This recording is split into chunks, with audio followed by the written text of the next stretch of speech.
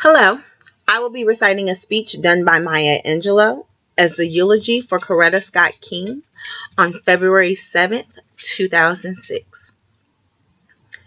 In the midst of national tumult, in the medium of international violent uproar, Coretta Scott King's face remained a study in serenity.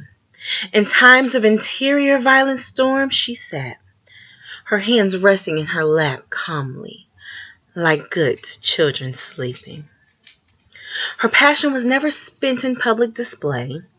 She offered her industry and her energies to action toward righting ancient and current wrongs in this world.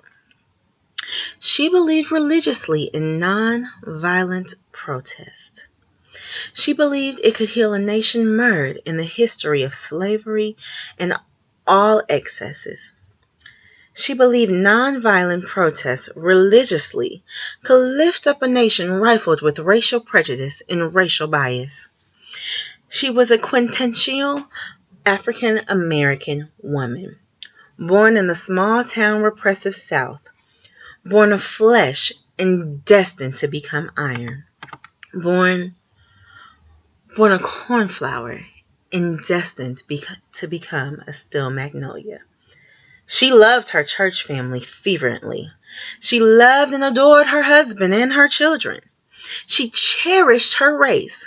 She cherished women. She cared for the conditions of human beings, of Native Americans and Latinos, and Asian Americans. She cared for gay and straight people. She was concerned for the struggles of Ireland, and she prayed nightly for Palestine and equally for Israel. I speak for a sister of a sister.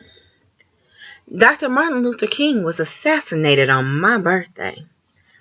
And for 30 years, Coretta Scott King and I have telephoned or sent cards or flowers to each other or met each other somewhere in the world.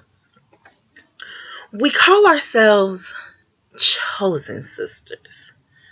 And when we traveled to South Africa or to the Caribbean, or when she came to visit me in North Carolina or New York, we sat into the late evening hours calling each other girl. It's a black woman thing, you know. And even as we reached well into our 70th decade, we still said girl. I stand here today for her family, which is my family. And for my family and all the other families in the world who would want to be here but could not be here. I have beside me up here millions of people who are living and standing straight and erect and knowing something about dignity without being cold and aloof. Knowing something about being contained without being unapproachable. People who have learned something from Coretta Scott King. I stand here for Eleanor Taylor and for Harry Belafonte. I stand here for Winnie Mandela.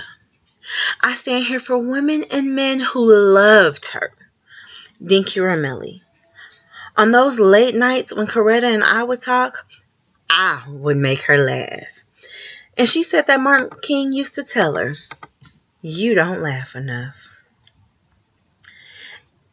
And there's a recent book out about sisters in which she spoke about her blood sister. But at the end of her essay, she said, I do have a chosen sister, Maya Angelou, who makes me laugh even when I don't want to. And it's true, I told her some jokes only for no mixed company. Many times on those late after evenings when she would say to me, "Sister, it shouldn't be an either or, should it? Peace and justice should belong to all people, everywhere, all the time. Isn't that right?" And I said then and I say now, Coretta Scott King, you're absolutely right. I do believe that peace and justice should belong to every person, everywhere, all the time.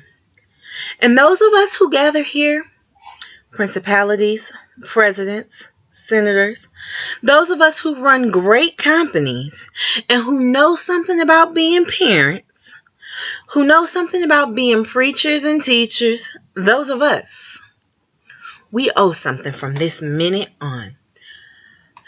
So that this gathering is not just another footnote in the pages of history. We owe something. I pledge to you, my sister, I will never cease.